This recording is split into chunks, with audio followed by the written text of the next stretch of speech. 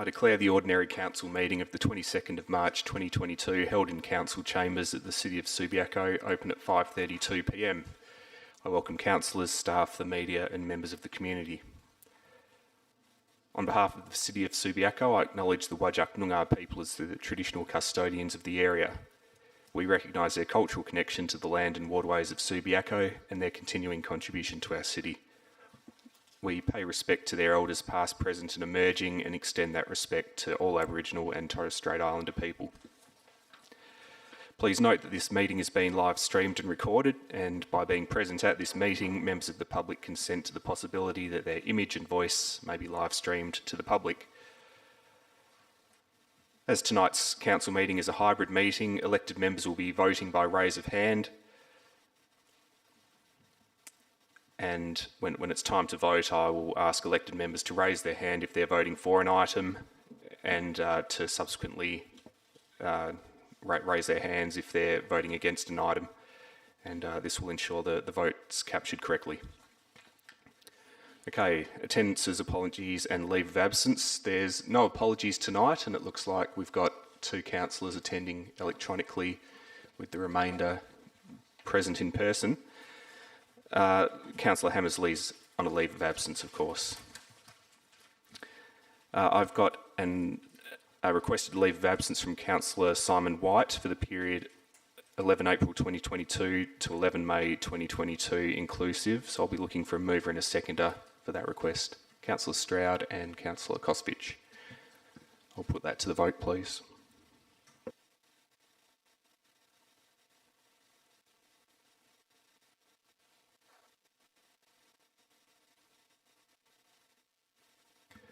I think everyone knows we're voting, but I'm not sure why people in the chambers are putting up their hands.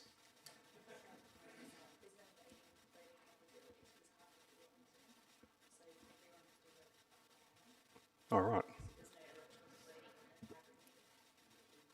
Okay, everyone's voting manually tonight. That includes me. Okay, all those in favour? I don't think there was anyone against.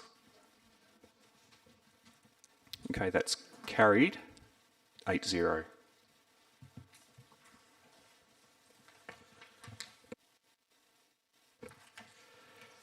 Are there any disclosures of interest tonight?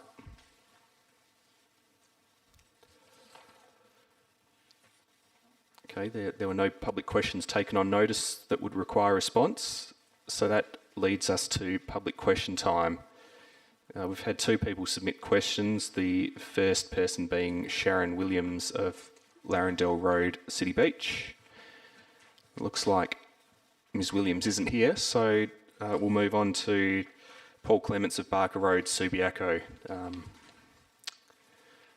whom I understand has submitted 2 questions. So Mr Clements, we'll hear from you.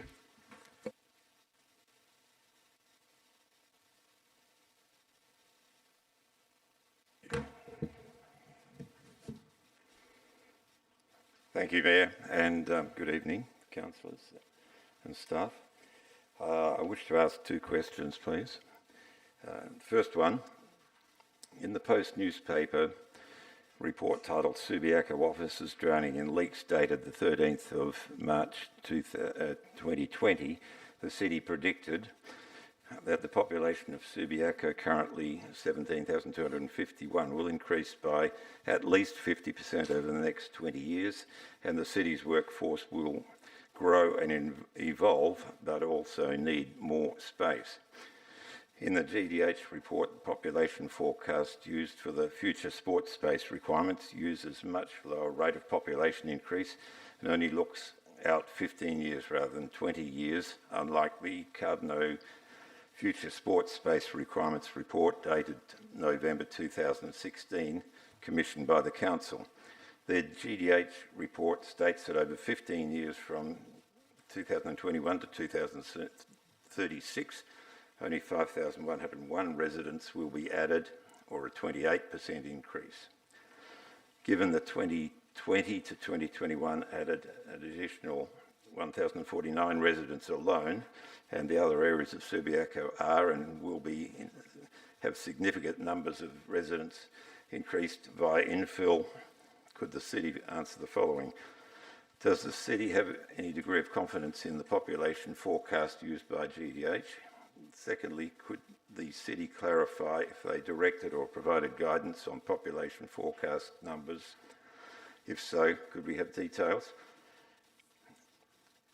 Why did the city advise GDH to forecast a 15-year period rather than the comparable 20-year period, 2041? And did the forecast numbers include the full build out of Subiaco East, which is anticipated an additional at least 6,000 new residents? If not, how many of these new residents in the Subiaco East redevelopment were included? Second question, I presume now. According to GDH Future Sports Space Requirement Report for the 8-month period from March to October, residents and local sporting codes only have 11 hours of access from Monday to Friday out of a possible 65 hours. That's, just wrap up if I can. That's a mere 17% of available hours from 8 a.m. to 9 p.m. for their recreation needs. Could the city explain why GDH report included all of the 1.97 hectares of Subiaco Oval? Just press your button again, Mr. Clements, and pick up from where you were cut off. Thank you. One more line, I think. In hindsight, should the numbers be reworked to include only pro rata of the 1.97 hectares of playing fields? Thank you. Acting Director, Community and Development Services, would you please answer those two questions? Thank you, Mayor, and thank you for the questions, Mr. Clements. Staff have prepared the following answers to question 1. The report prepared by GHD on future requirements for sports space uses population forecasts to 2036 based on the 2016 census data, as the data from the most recent census of 2021 is not yet available. The 2036 forecast represents a 20-year forecast from the 2016 base year. The population forecast is based on ID Forecast, a professional demographic service to which the city subscribes. GHD was provided this data by the city. The ID Forecast population projections were adjusted with the expected additional population generated by the Subi East redevelopment by 2036. The Subi East redevelopment is not expected to be completed by 2036, and as a result, only the expected population residing in Subi East by 2036 has been included in the population forecast. In answer to question 2, Subiaco Oval is now accessible to the community, where previously community access was not available. This results in the addition of Subiaco Oval playing surface to the amount of open space available for the community sport. Sorry, I'll just repeat that. This results in the addition of Subiaco Oval playing surface to the amount of available open space for community sport. Assessment of active public open space is undertaken at a high level, with detailed programming occurring when sport and clubs are allocated at actual times. This precludes access by other users during those periods, as is the case at Rosalie Park and every other active playing space in Western Australia. Thank you. Okay, there were no public statements submitted this evening, and there's no petitions or approved deputations I'm aware of. So that brings us, councillors, to confirmation of minutes of previous meetings. And it looks like we're just confirming one set of minutes tonight, and those minutes would relate to the ordinary council meeting of the 22nd of February 2022. We've got a mover in Councillor Stroud and a seconder in Councillor De Vries. I'll put that to the vote. All in favour? Looks like that's carried unanimously.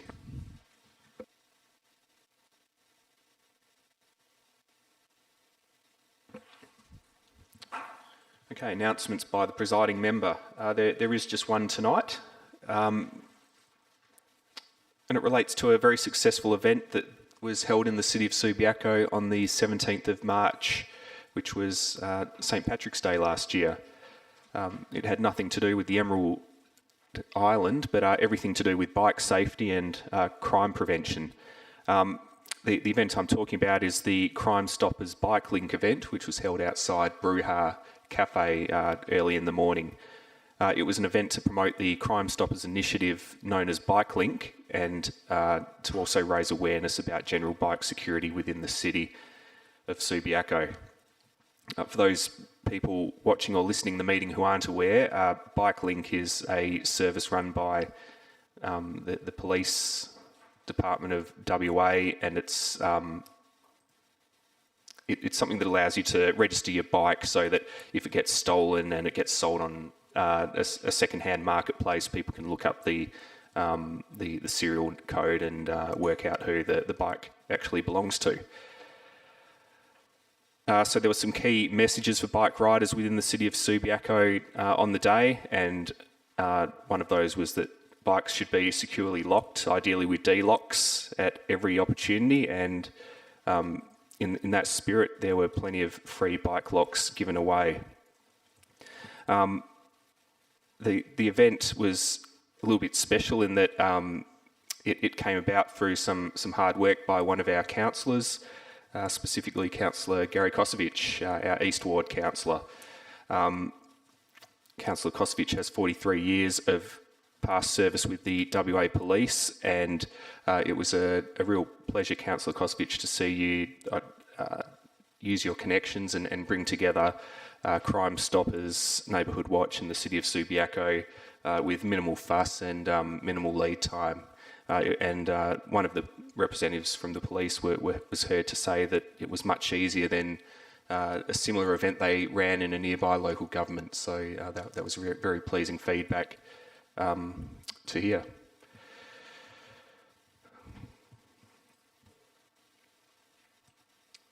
Okay, so that's all the announcements, and it brings us to reports of committees and officers. Now, for the information of the public gallery, it's intended that a number of the recommendations on tonight's agenda will be grouped together and passed en bloc, which means that there's no amendments or alternatives to those reports submitted, and Council will vote on them without debate. At the moment, I've got a possible en bloc motion in front of me that would comprise of agenda items AR1, AR2, AR3, AR4, AR6, AR7, AR8, AR9, C1, C2 and C4. And I've already pulled AR1 because that relates to the Audit and Risk Committee, and I'm informed that there's some confidential aspects of the report behind that item that one of the councillors wishes to discuss. So we'll do that behind closed doors. But were there any other items which councillors would like to pull from the unblock motion? That's what, yep, correct. Are there any other items to be pulled from unblock? Nope. Okay, a mover and a seconder for the unblock motion, please. I think that was Councillor Kosovich and Councillor White. All those in favour?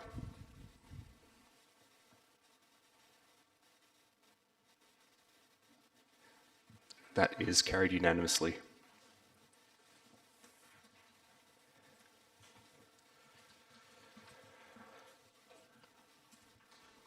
Councillors, that brings us to some items which are going to require some debate. The first one being item C3, the adoption of policies required under the Local Government Act. I note we've got an alternative submitted by Councillor Stroud, and an absolute majority vote is required for this item.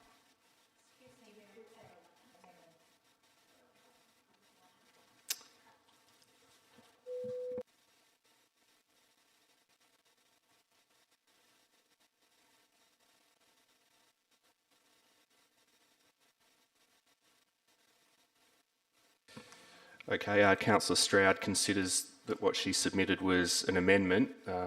The officer information I've got in front of me is calling it an alternative. Let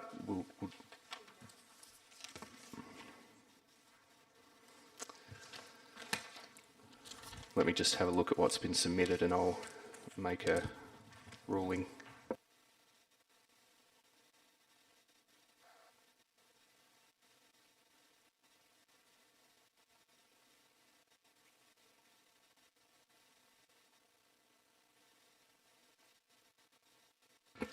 I'm happy to treat it as an amendment. So first I'll be looking for a mover and a seconder for the officer recommendation, and this is for C3. Councillor Kosovic, Councillor De Vries. Councillor Jennings, you're wanting to say something, are you? Yes, Mayor. I'm not hearing anything that's other people are saying. I can hear you, but I can't hear the other councillors. I'm not sure is that because they haven't turned their mics on, but I can't. It's all very muffled, so I'm not sure what's going on, and I don't know if Councillor Burns is having the same problem. Thank you. Okay, I might ask the mover to speak and then perhaps give us a signal if the audio is not coming through. Councillor Kosovic, did you wish to speak to the item?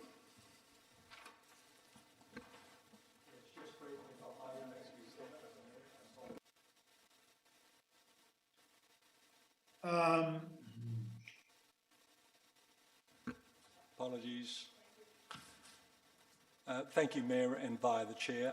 I think this is a very sensible proposition and in line with movements in value of items. We're talking about the increase of elected members' professional development to read as $1,500 as a minimum and $500 respectively. I think that is correct, if I've interpreted that right, and I think it's a sensible amendment. Councillor Kosovic, we're debating the officer recommendation at the moment, but I think what you're speaking in favour of is Councillor Stroud's amendment. If you wanted to start again and speak to the officer recommendation, you're welcome, or you can decline the opportunity. I'll decline. Well, we know how you're going to vote on the amendment, don't we? Councillor White, did you wish to speak to the item? Councillor Stroud, did you wish to test your amendment? Yes, thank you. Thank you, Mayor. It's pretty straightforward, really. When I read the policy, I just thought, oh, gee, those numbers have been around since I became a councillor, and whether the numbers were really relevant to today's pricing. So I put up the amendment just to change it to a $1,500 for any single instance and up to a total of $5,000, excluding the attendance and so on and so forth. So it's just, and then I did ask the city if it was consistent with what other local governments, the sort of pricing other local governments were doing, and apparently it is. So it's pretty straightforward, and I recommend it to council. Thank you.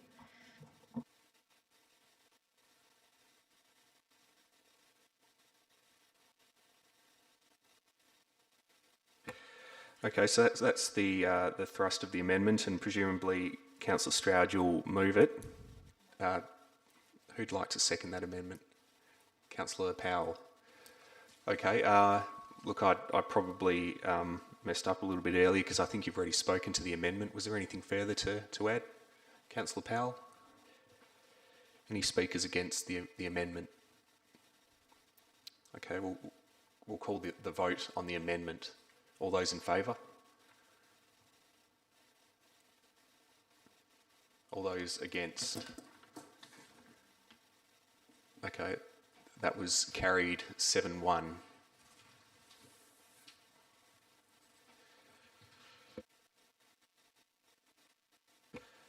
Okay, so now we've got an amended item in front of us.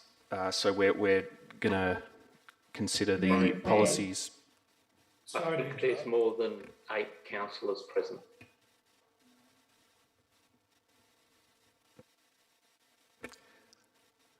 Mayor McMullen? There's 7 councillors plus a mayor present.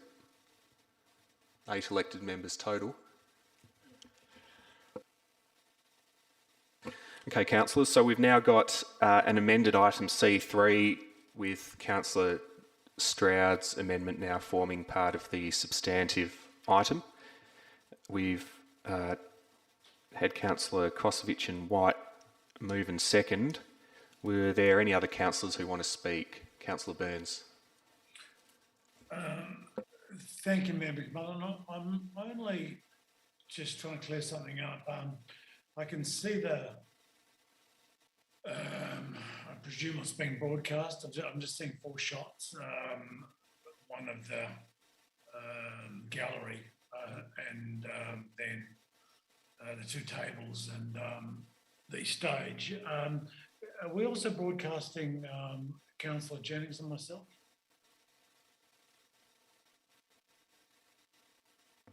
I believe we are, Councillor Burns.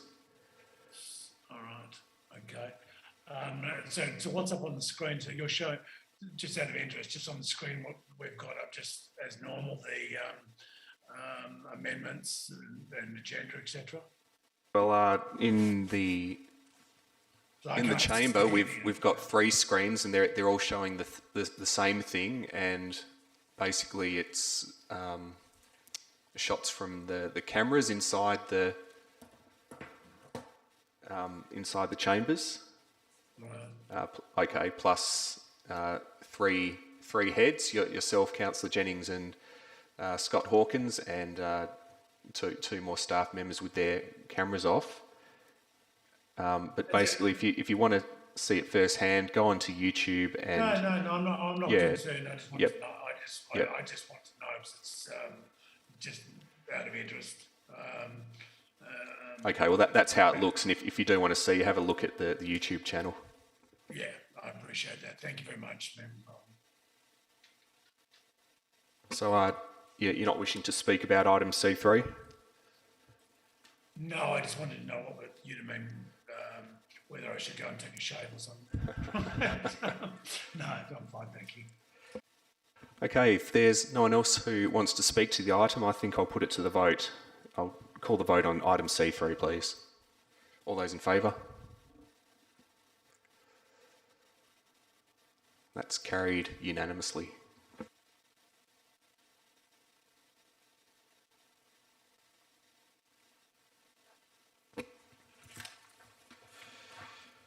Okay, the next item is C5. We're calling for a new member of the Property and Investment Assets Committee. We've got an alternative submitted by Councillor Stroud, and an absolute majority is required for this vote. Do I have a mover and a seconder for item C5?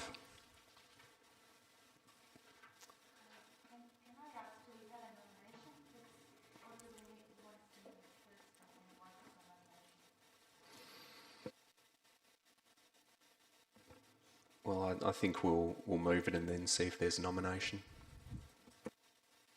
Councillor Burns, is your hand up from earlier, or did you need to say something now?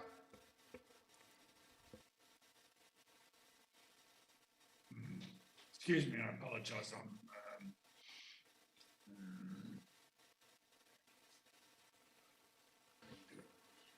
Councillor Jennings. Thank you, Mayor. Excuse me if I've just completely missed that. What happened? Oh, what happened to C4? That didn't go through unblocked, did it? So what happened to C4?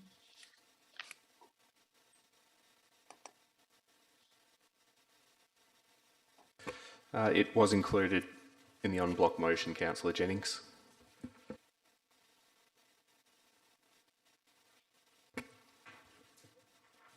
Okay, a mover and a seconder for item C5, please, and then we'll see if anyone wants to nominate for the committee.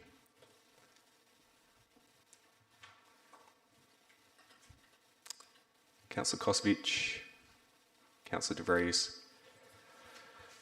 Okay, now this item does propose that we appoint a new person to the Property and Investment Assets Committee. Is there actually a councillor who wishes to join the committee at this time? If not, Councillor Stroud's alternative will provide a fix so that we don't have a vacant spot on the committee. Any nominations? Councillor Burns. Arguably, I probably won't make it, but actually, I'm going to renominate.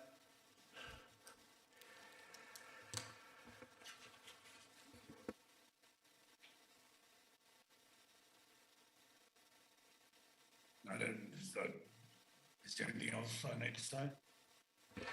Okay, councillors, so just to confirm, what we're voting on is that Councillor Burns be appointed to the Property and Investment Assets Committee for the period 22 March 2022 to Saturday 21 October 2023.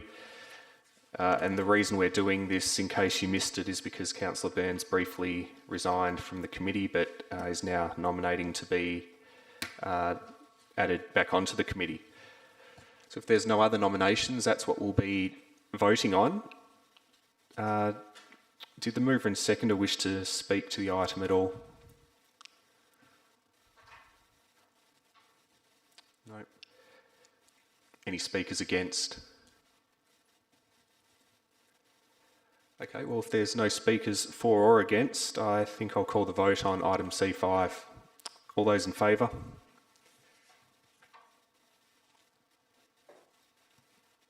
Looks like that's carried unanimously. Welcome back, Councillor Burns.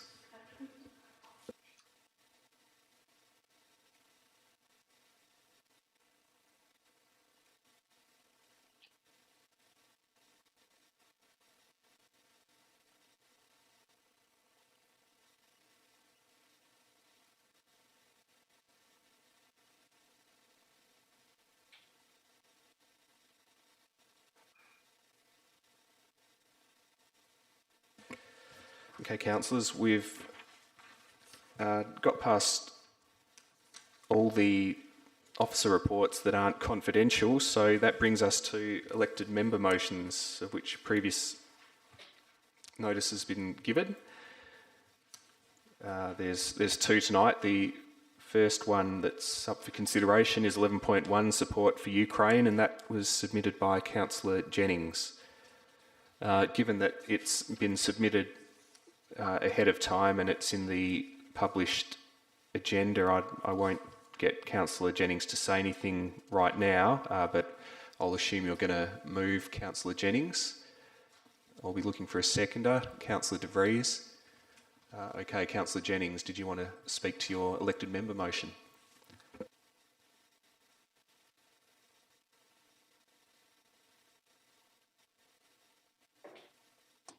Oh, sorry, I just couldn't unmute. It would not click off. Thank you, Mayor. I won't say too much because I don't think it's necessary to be,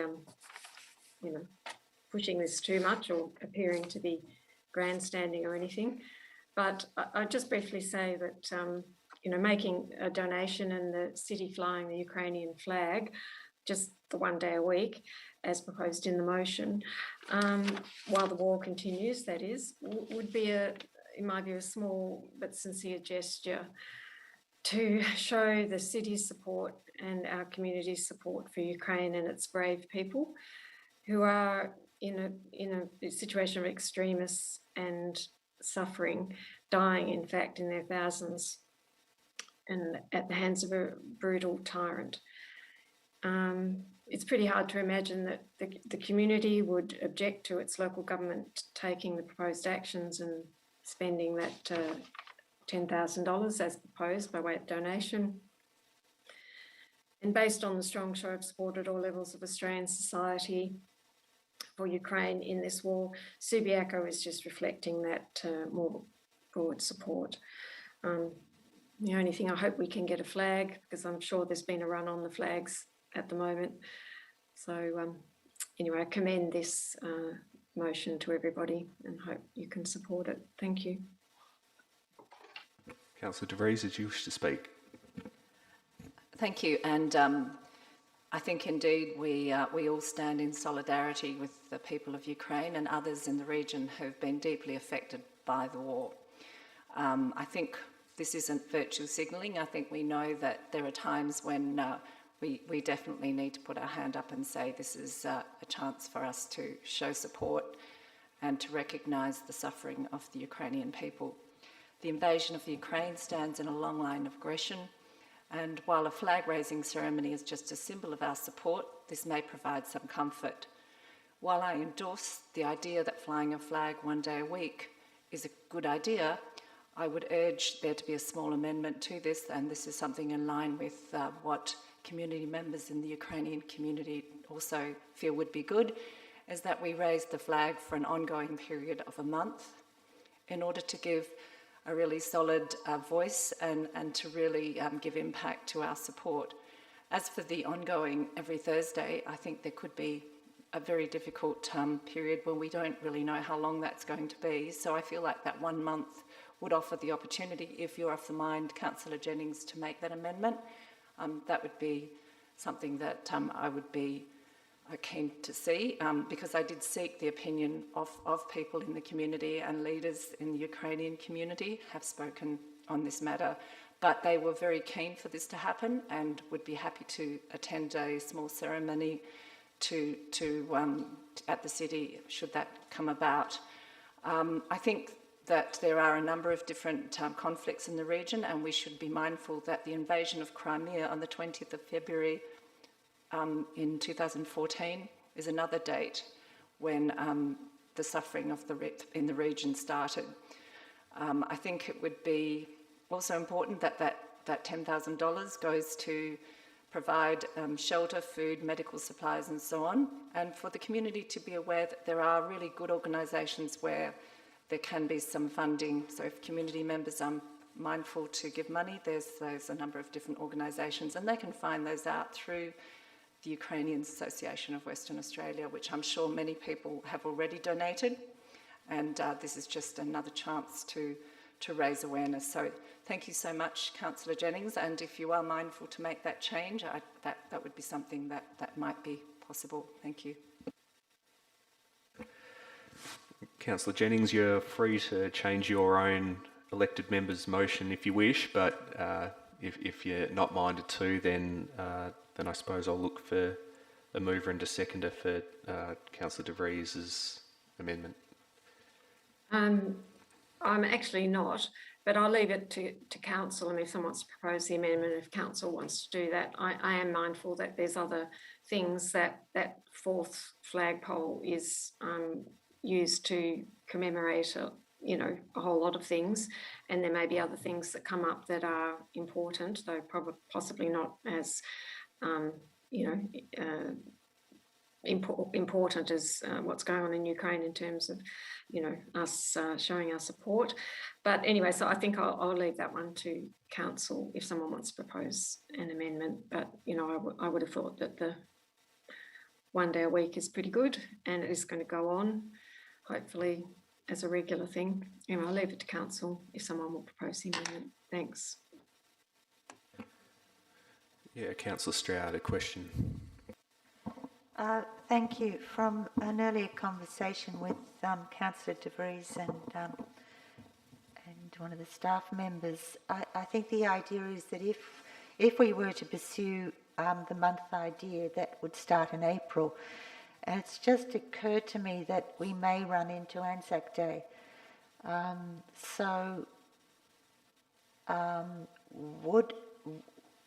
Would that be a conflict of polls is my question there, and can we work around it? Thank you, through you, Mayor.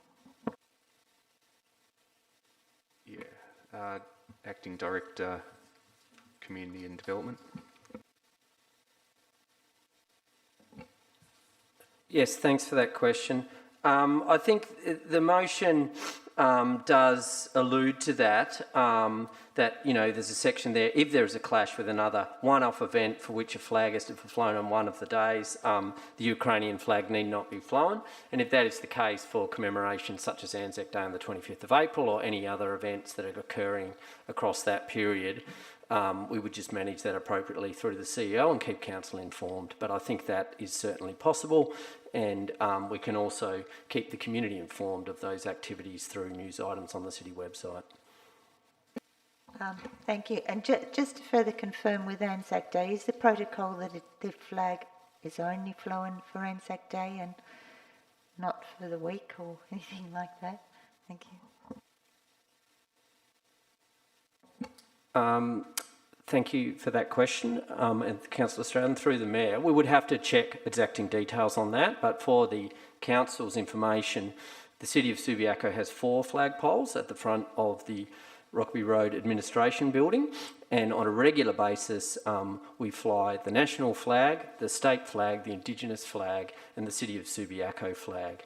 I'm not 100% clear on arrangements for Anzac Day, but we can certainly check that detail. And when we, in flying the Ukrainian flag, we would follow the order of precedence of flags as sort of set through the protocols through the federal government. Thank you, Mayor. Then I'm happy to move the amendment because I believe there's enough flexibility there for us to work around, and certainly it would be so much more meaningful to have the flag flying for at least the month, with perhaps a small ceremony from a representative of the Ukrainian community included. So I'm happy to move this amendment. Hopefully I'm seconded. Thank you. Okay, so to be clear, the amendments that the flag will be flown for an initial continuous period of 1 month. Is there a seconder for the amendment?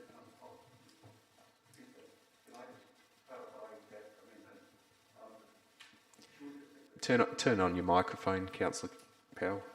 Sorry, if I could just clarify, considering the advice already offered by staff as well, should it continue on if there is a clash with another one-off event? So we just take out the paragraph about the Thursday, and when the CEO considers it appropriate. So it would go for a period of 1 month if there is a clash, etc. So that covers us off against Anzac Day.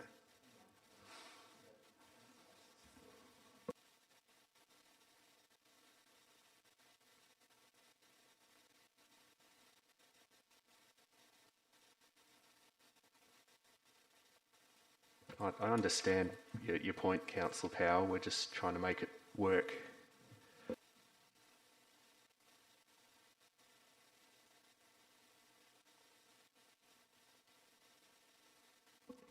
May I make a suggestion then? If there is a clash with another one-off event for which the flag is to be flown, and then you just need to take out on any one Thursday. You just need to remove those words. Can I just confirm, are we flying the flag for a continuous period of 1 month and then continuing to fly it every Thursday, Councillor Stroud, or is it just 1 month and then we put it away? Okay.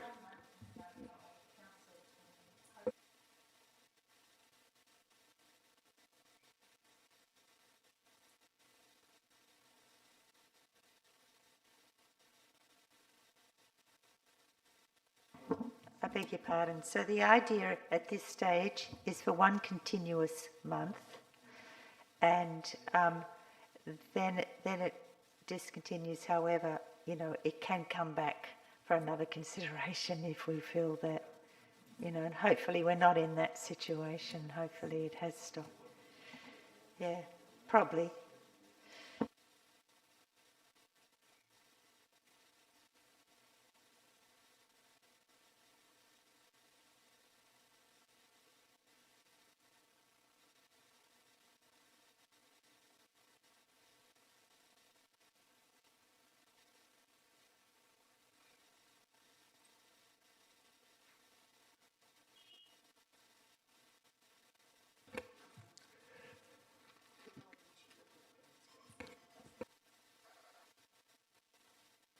Councillor Jennings, you've got a question? I'm not sure, are we allowed to just make a comment or speak to this amendment proposal, or are you just working it out and going to read it and then anyone can say anything about the amendment, or how is that going to work? Because I would like to say something. We'll debate it once we've worked out how exactly it's worded.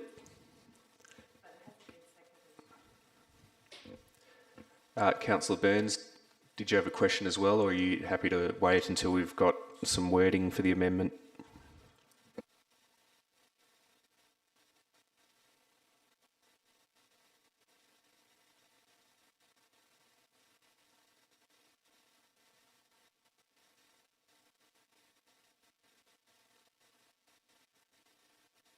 Okay, well, I'll read out what my understanding of the amendment is, because we don't have the capability to display the Zoom channel as well as text on the screens at the same time. So if I'm understanding correctly, the amendment would affect paragraph B of the elected members' motion, and paragraph B would read, make arrangements for the Ukrainian flag to be flown on one of the city's flagpoles for a period of 1 month, full stop. If there is a clash with another one-off event for which a flag is to be flown on any one day, then the Ukrainian flag need not be flown on that day and flown on another day that week. Is that consistent with your intention, Councillor Stroud?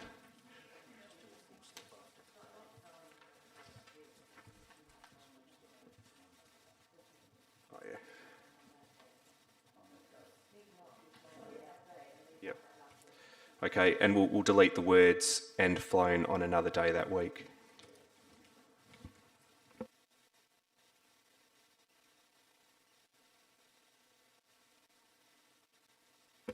Okay, Councillor Stroud, if you're happy with that, we'll have you as the mover and we'll look for a seconder as well. Councillor Kosovich.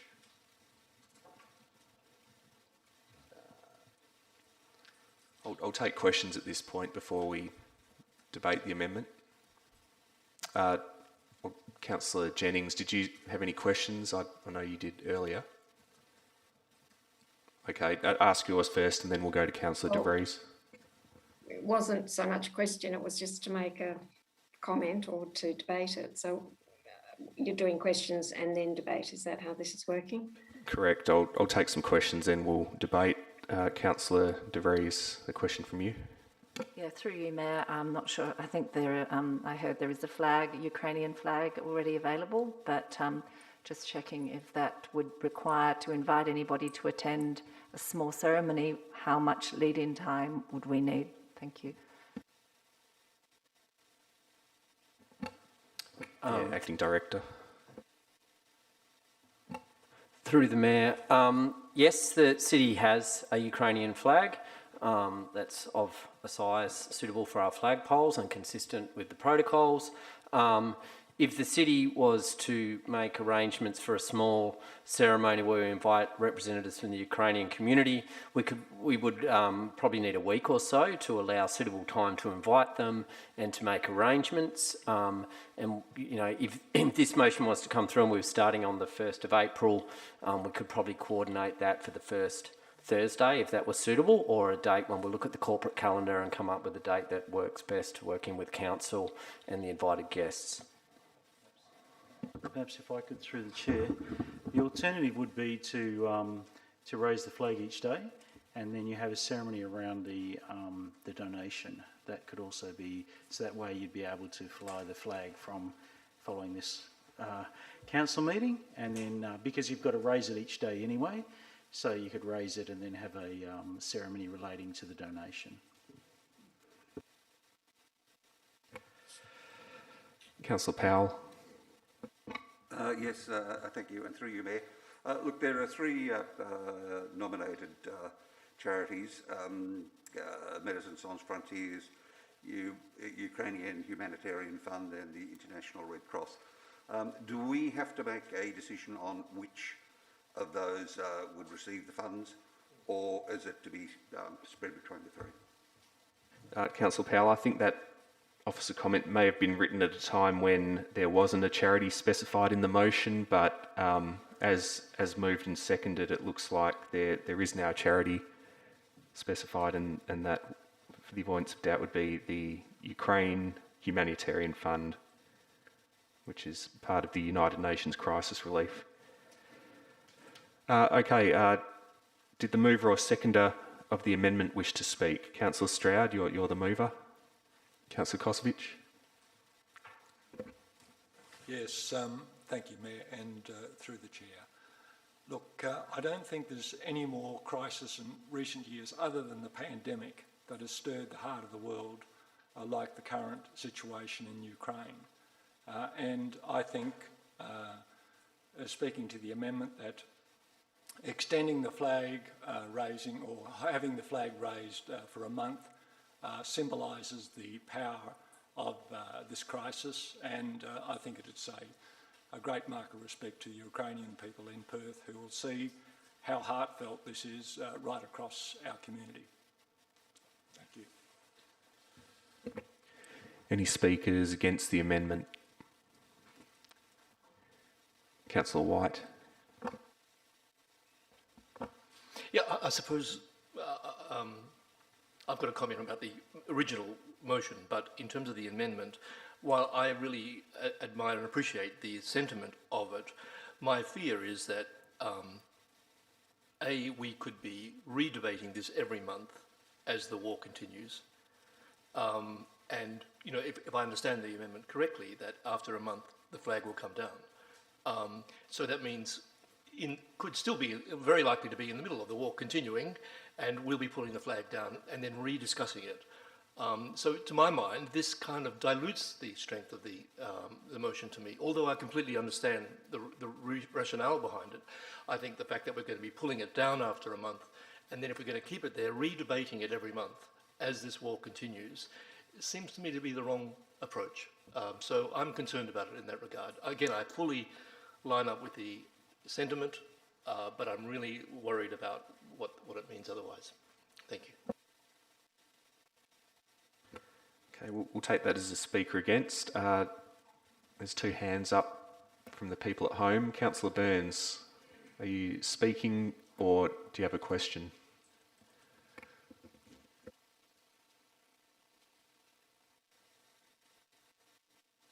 I said, I'm sorry, Mayor McMullen, I wish to speak against the motion. Okay, I'll just look for a speaker. Well, we're debating the amendment at the moment. Yeah, that's right. Yeah, you're speaking against the amendment? Against the Okay. amendment. Well, first I'll ask for a speaker for the amendment, and if there's none of those, you can have your turn. Yep, you'll be able to speak again. Councillor Jennings, did you have a question? You're wishing to speak to the amendment? Okay, I imagine you'll be speaking against. Yeah, I'm looking for a speaker for the amendment. Councillor De Vries. Look, this is no intention to in any way be critical of Councillor Jennings' really fantastic elected members motion, and I indeed did do some more scratching and research, only insofar as I was thinking that we really want to make an impact. I really want this to be a statement. When I spoke to the head of the Ukrainian Association, he was really moved by it. And this is what I just want to say, whether it's for one day, whether it's for a month, we stand with supporting people who are just tremendously brave and oppressed and dying and suffering. You know, there is nothing more appalling. And the only reason I have come forward, and obviously because I indeed fully support Councillor Jennings' original motion, but I did feel that since I have spoken to people with connections to the Ukrainian community who have said, they want a statement that makes an impact, because what they're also looking for are donations. The flag is a symbol, it's a vehicle, but people will, after months and months, there will be fatigue. I don't want that to happen. I want it to be over at the end of a month. I'm being an optimist. So I'm arguing this is an optimistic statement. It's a tremendously strong statement, and it's one that I'm drawn to only because I think we need to make an impact. But I'm not saying once a week isn't a bad idea. It's a great idea. I support that as well. But that's why I want it to be a statement that allows us to have that every day it's there and people will know. So I hope that that's taken in the right sentiment. It's not I'm happy with either outcome, to be perfectly truthful, but I did go out of my way to find people in my community in Daglish who are Ukrainian, And I did have some conversations with a number of different people from Eastern European background, and I certainly think that raising the flag is an initiative that has been brought to council by Councillor Jennings, so I must thank her for that, and hope that councillors, whichever way you vote, we're voting with our heart. We are in solidarity. This is about being in solidarity with the Ukrainian community. So let's not get bogged down in the detail here. I think that may have strayed from my original intention. So again, that's why I supported Councillor Jennings in the first initiative, but I will be voting for the amendment. But in either way, however the vote goes, we're with the Ukrainian people. That's the main thing. Thank you. Councillor Burns, it's your turn to speak against the amendment. Thank you, Mayor McMullen. And look, I think we're all in agreement, but to reflect upon Councillor White's observations, it's not about putting it up; it's about taking it down. Now, you put it up every week for a day, and it comes back down, and that goes on and on until a decision is made. Otherwise, but to put it up for a month is great. Unfortunately for me, the optic of pulling it down and then to what then seems a shorter period on this weekly basis, I think is a dreadful optic. If the amendment was to put it up, keep it up, keep it up until Putin was assassinated or run over or whatever else we could think of, I'd have no problems with it whatsoever. So put it up and keep it up. But to put it up and take it down, I just can't support it. It's, to me, sort of, it's a bad optic, it's a bad statement. I don't like it. I'll speak later, which will align with when we speak to the substantive motion, but I just can't support the concept of putting something up for a month and just taking it. If it's a month, why not a week? Why not 2 months? Why not 6 months? Why not we put it up until we decide to take it down? Anything else, but we're just going to whack it up for a month. It just doesn't work for me. But it's in everybody's hands. Thank you. Councillor Jennings, your turn to speak to the amendment. Thank you, but I'm speaking against it. So did you need to ask if there's anyone speaking for it or everyone's spoken at this point? Yeah, not at this point. Yeah. I'm just worried about or more the idea that we don't, continue flying it after the month. And, that's what I'd really like to see, that continues. And it is a bit, I suppose each day, if it only flies for 1 day a week, we take it down, but then we are proposing to put it back up the following week.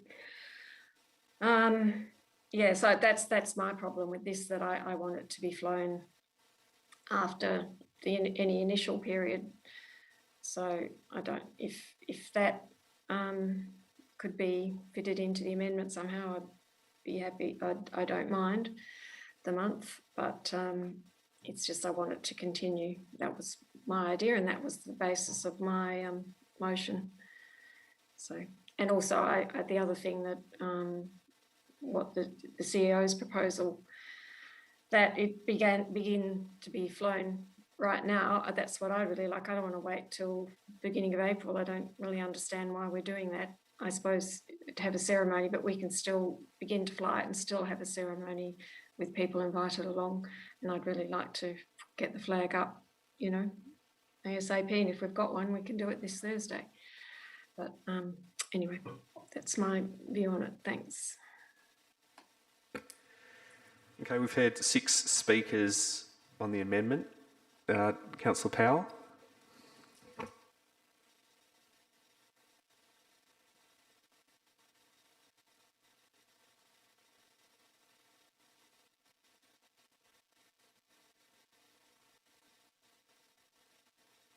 Councillor Powell, if you could turn your microphone on.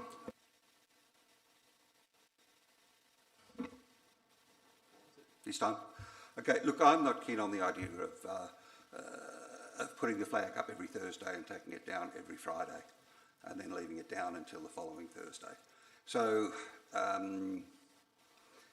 I do concede that there could be concerns about, what happens in a month's time, and perhaps that's what needs to be addressed.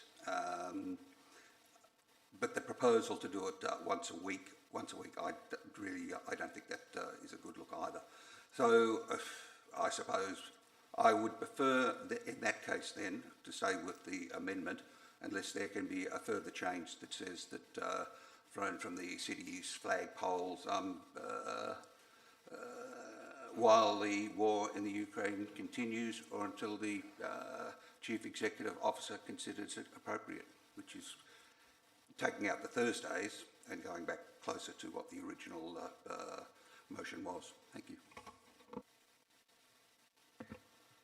Okay, given that we're one speaker away from voting on the amendment that's in front of us, I'm inclined to leave it as is.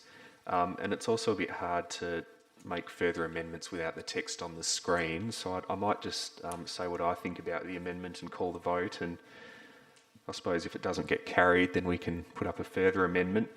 But look, I'm going to vote in favour of the amendment. I think it would be a good outward sign to our community to fly the flag for a continuous period of 1 month. And if we get to mid-April and the war in Ukraine is still going on, then we can extend the period at next month's ordinary council meeting. I think it's as simple as that. Whilst it will take up a bit of time at next month's meeting, I suppose the flip side is that it gives the plight of the Ukrainian people a little bit more airtime, to the extent that people are watching our meetings. So look, I'm going to support the amendment. We've heard from everyone, so I think there's nothing left to do on the amendment except call the vote. So I'll do that now. All those in favour? Okay, that's carried 5-3.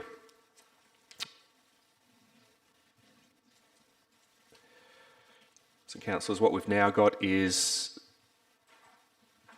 an amended elected members motion which proposes that we make a donation and we fly the Ukrainian flag for a month. And C and D of the original elected members motion are unchanged. So we've heard from Councillor Jennings and Councillor De Vries earlier. They were the mover and seconder. Is there anyone who wishes to speak against the motion as it now stands? Any more speakers for?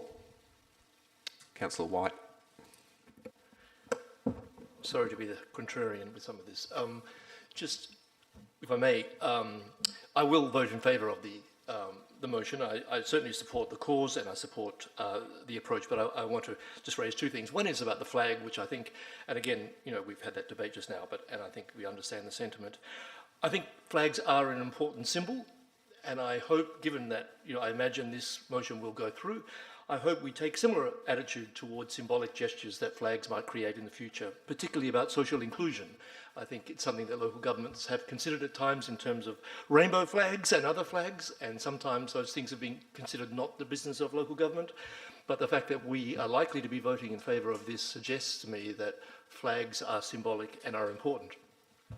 So I want to just note that as we move forward. Secondly, I just want to note a reservation that I have, which is a very deep one, I have to say, but not one that's going to stop me from voting in favour of this, in relation to using public money for donations.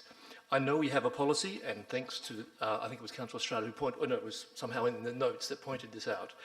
And this is consistent as the next agenda item is toward that policy.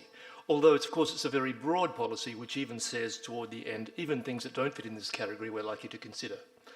So my worry is that we're using ratepayers' money to make a donation for something, which, I would feel better if we made this donation personally, rather than or we created mechanisms whereby people could make this. I just feel uncomfortable somewhat with the fact that we're using rates and revenue raised by the council by the city for this kind of a purpose. It's nothing against the cause of this motion or the one that's going to come, but it's rather the unease about using public money in this way. Thanks. Councillor Burns. Thank you, Mayor McMullen. And I actually, again, appreciate Councillor White's comments, and perhaps without going into them, this might lead Councillor Jennings's elected member's motion might lead exactly where Councillor White would like to see us in the future, hopefully. The only thing I would like to say is Councillor Jennings, and I don't take this in the wrong way, I think, but she used the expression at the hands of a brutal tyrant. The only thing I'd like to add is, one, I'm glad we're doing this, but it's just, to me, it's not for me to put words in Councillor Jennings's mouth, so I'll put them in my own, but basically, not since the 1930s have we seen anything like this, well, especially in Europe, but I mean, this is just beyond revolting. I'm sorry for I think if the Russian people were more informed, which they're not, or if they are, they certainly don't want to do anything about it, because they're just going to end up in the gulag. But this individual who's, I mean, beyond, psychopath doesn't even cover him. I think it needs to be recognised. I don't think it can be overstated enough, I suppose is what I'm saying, that, and I'm having trouble not just saying something that's going to offend everybody, but I'll leave it, did make a little note, just add in 2 words of your own imagination, and then I'll carry on from there. But, this clown's just, changing the history of the world, as we'll all see it. And I think the flag's great. I am so saddened, but buoyed by the morale that the people of the Ukraine have been able to manage in light of what's happening to them. I think the world's trying very hard, but I don't think it's doing enough. I think it needs to go far further than sanctions, personally. But I'll just leave it at that. I'd like to say something really disgusting about Putin, but I'm not going to in this environment, well, not in this public environment. So I'll just leave it at that, but I think everybody's got a pretty good idea of what I'm thinking. Thank you. Councillor Stroud. Thank you, Mayor. There's just 2 comments I'd like to make. Firstly, interestingly, I read today that Queensland have actually opened up their boundaries to accept Ukrainian refugees, and I wondered what WA was doing, and we actually have a very strong community member here in Subiaco who does an enormous amount of work with refugees, and probably it would have been had we had time to work all this out, it probably would have been a more immediate and personal direction of the monies if we actually had something going on our doorstep. So maybe that's something to keep in mind. The second thing is with Councillor White's interesting comment about his concern with us spending public monies in this way, and it's quite a reasonable concern.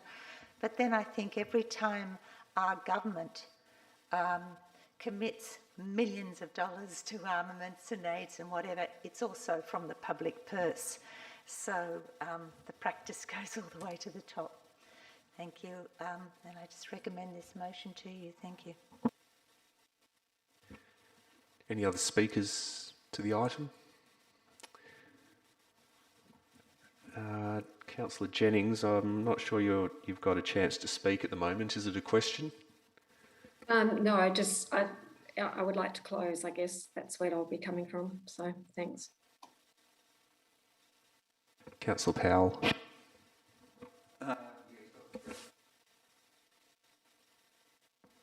Yes, thank you. Look, I wasn't going to say anything tonight because I think my fellow councillors have eloquently expressed the difficulties being faced by the people of the Ukraine and why they need support. But after hearing those views, I think I should also perhaps contribute a couple of my own, because a couple of weeks ago when this all happened, I was just so angry. And I think that anger came because I felt so disempowered. What could I do about it half a world away? You know, I could sell everything I own and not pay for a single weapon over there, single rocket or anything. So when Councillor Jennings' motion first came to my attention, it gave me a way, I think, to express what I feel. So I'm quite thankful for that. I think there's some questions about whether this should really be the role for local government. Well, that made me ponder quite a bit about, you know, well, if we put up, you know, why are we putting up a flag this time? Why didn't we put it up on previous times? You know, when there was an invasion of Chechnya, or when there was an invasion of Ossetia, or when he invaded Crimea. And I came to the conclusion, well, you know, but that isn't a reason why we shouldn't make a stand now and voice our support. And it did make me dig a little bit deeper. Vladimir Putin is a person who will tolerate no dissent. He will tolerate no critics, either at home or abroad. He's an enemy of free thinkers. Those willing to give up their freedoms, their right to have a say. He's an enemy of anybody who wants to retain those freedoms. He believes in enslavement, and enslavement of his own people, and enslavement of anybody else who disagrees with him.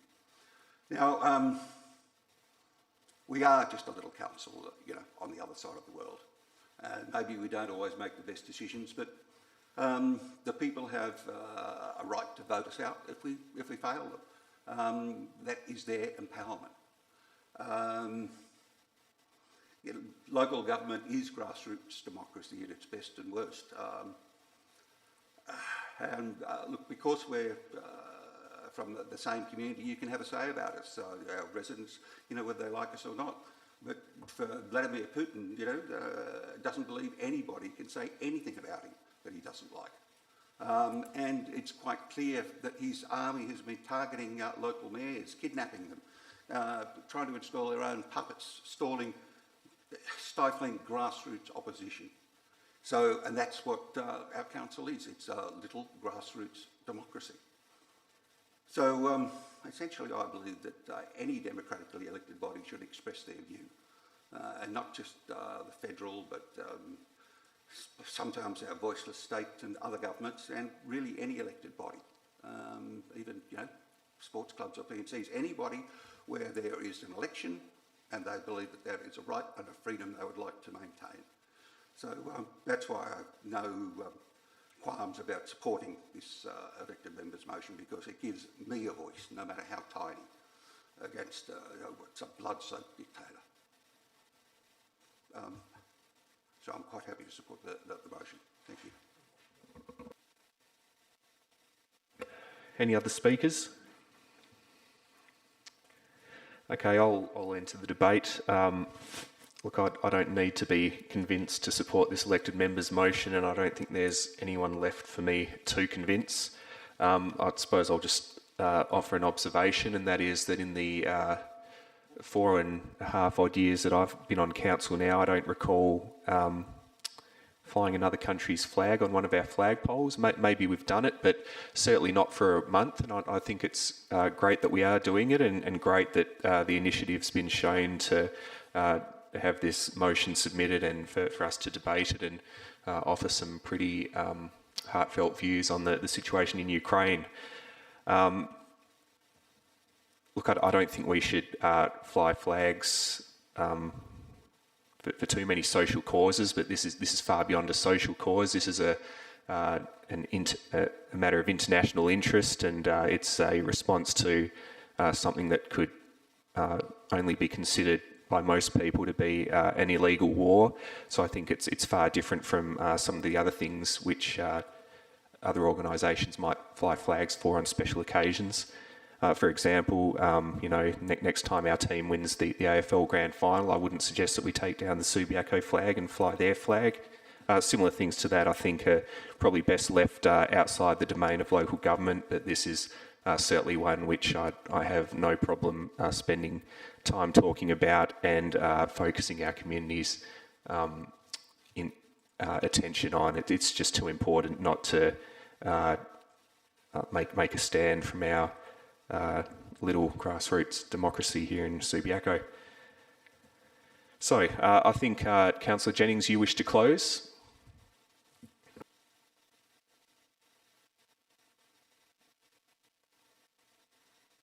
Sorry, my unmute button is having trouble. Thank you, Mayor.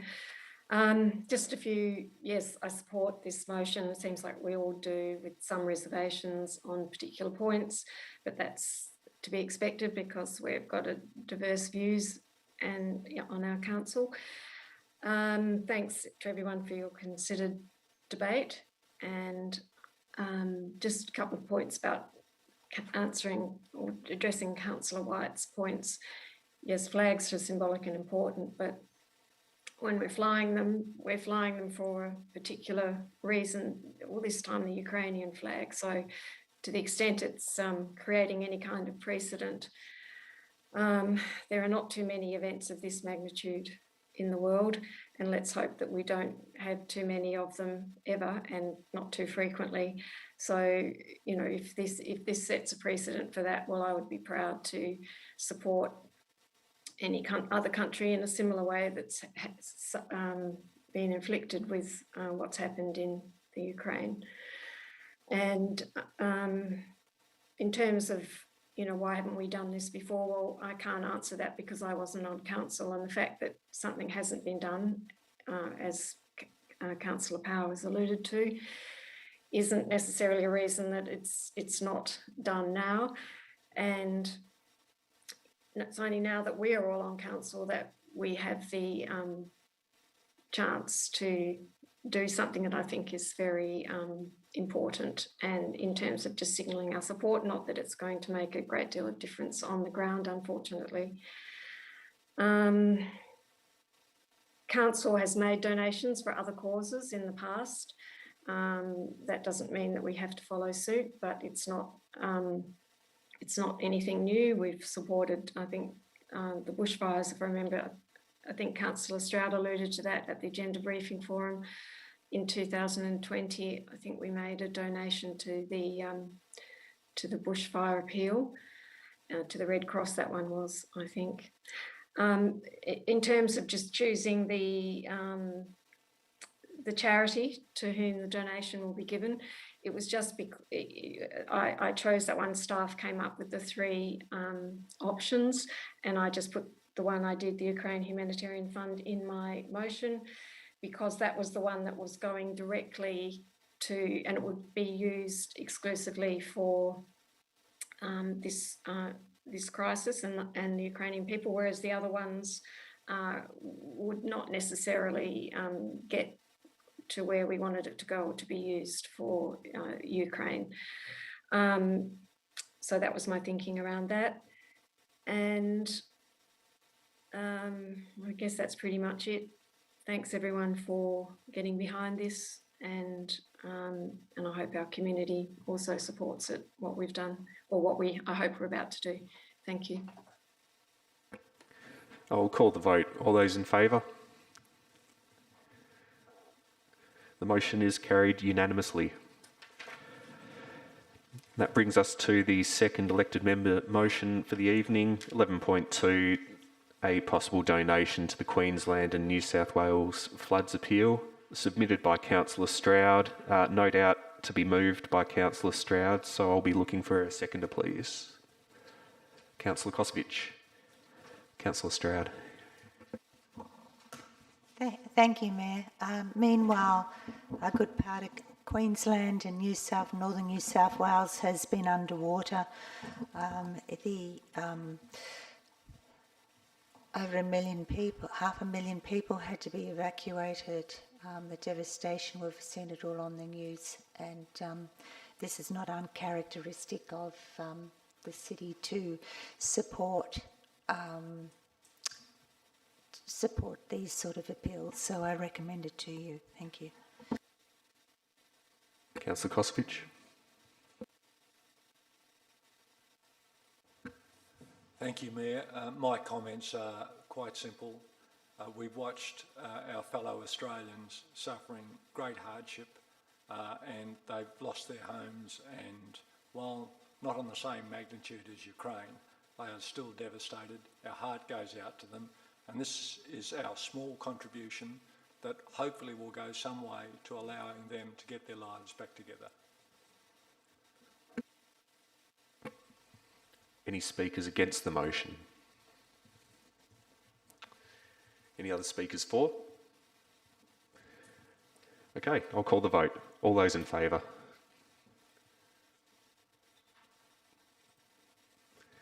It looks like that's carried unanimously.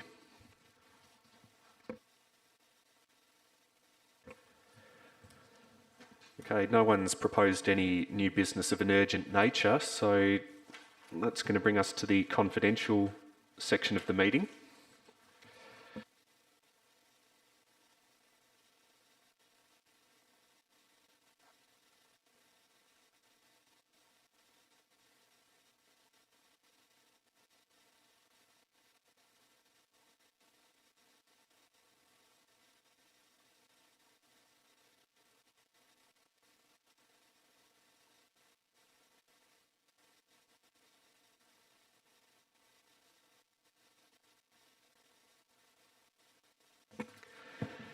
Okay, councillors, we're going to have to vote on a procedural motion to close the meeting. The procedural motion is that the meeting be closed to the public pursuant to section 5.23 to B, C, E, Roman numeral 3, and F, Roman numeral 2. And this is to allow us to